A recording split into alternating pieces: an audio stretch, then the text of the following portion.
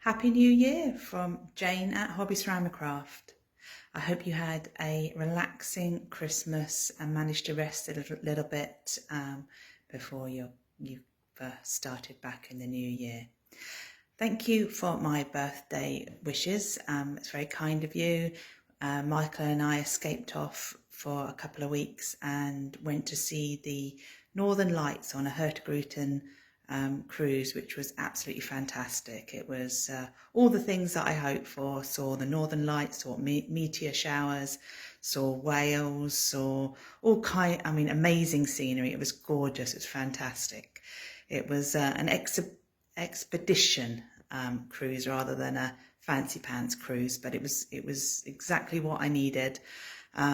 Although the wave hitting the ship in the North Sea on the way back wasn't really kind of what we wanted, and bobbing around there for 48 hours and only just getting home for Christmas was all a little bit of extra excitement, but we're very grateful to be home, and we've got some fantastic memories. So anyway, work stuff. So behind me we have got the little Fassatini Mako bisque Fassatinis. They're rather gorgeous, aren't they?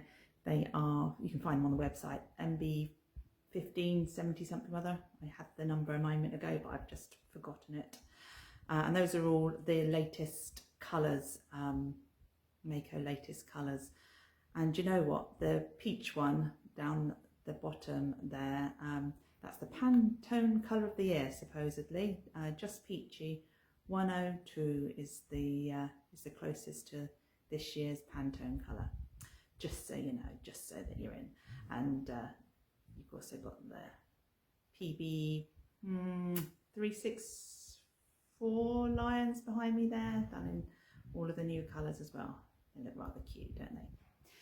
So coming up next week, we have got new customer training. We've got a Zoom course on Friday the 12th, which Steph is running for us. So that is for new customers, and you know, if you want to train, if you want to send staff on it, it's a good all-rounder course. It is focused on starting your own business.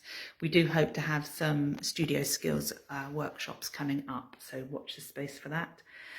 We have got a clay prints workshop on the 22nd of January. Kerry is running that. More information on the website. And Matthew's got a slip casting one on the 23rd, but I think that one's full. But you can always do the waiting list for that. Drop Julie an email and she'll see if there's any spaces on that. But I think the next one is in April, and it'll be a little bit warmer then, so you might want to put it off till then if you fancy pouring moulds. We have Cutters for Clay joining us on the 29th and 30th of January. They're running a workshop on how to use their equipment, and we have spaces on Tuesday the 30th. So check out the website again. And today we have had stock in of Colorabia, and that was the dry mix pellets, 18 pallets of that. Did you know that is a 40-foot container can take 26 tons, as can a 20-foot container. So it's just how we pack it. But we choose to have it in a 40-foot container, even though volumetrically it'll fit in a 20-foot, just because it's the safety of getting it off at the other end. Anyway, it's a boring fact you didn't need to know. 20th of January, we should have our paint container from Mako arriving. Docking, actually, sorry. So that'll be a couple of days after that. Then we have got 2 containers of bisque that have been delayed. So the stuff that happens in the news does affect us. So Israel's war is having all manner of effects on the Middle East, isn't it? And what it means to us is that the container ships that would normally come through the Red Sea and through the Suez Canal, because of the Yemeni sympathizers, they're attacking the freight ships. So therefore, many freight ships are being diverted around Africa. And that's where our 2 containers are at the moment. They are en route round Africa, and that adds about 10 days to the actual shipping time. But it also adds all manner of logistical challenges, because the containers are stacked on the ship to be unloaded at ports in a certain fashion, and then they go the different way round on the ports, so the containers aren't where they're supposed to be or accessible. So all that, it adds all manner of challenge to the logistics of the shipping. But that's why we pay shipping lines to do it and logistics people to sort it all out for us. So they, I think, will be with us 22nd, 24th of this month. So we'll have 2 containers in quick succession, hopefully, because of course, they're on the same boat, aren't they? And they're ordered a month apart, but of course they end up on the same boat.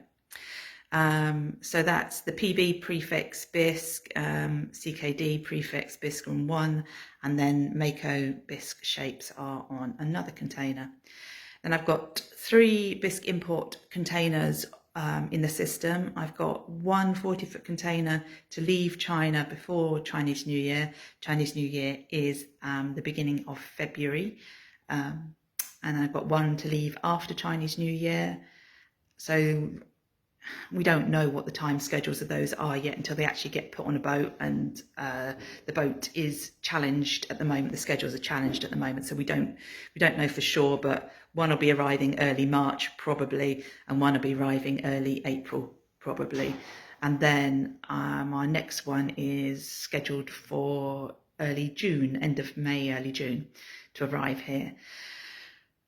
And then UK freight, we've seen a little bit of a price increase. It always happens this time of year, doesn't it? I don't think it's massive, and it'll go on the website early next week. And I need to just check that they haven't changed some of the zones. Pallets get put into different delivery zones, and sometimes the shipping pallet people decide that a zone needs to be changed, and I just need to check that that's all good. But I don't think there was a massive increase there. So that's it, folks. Thanks for listening. Take care, and we shall see you soon.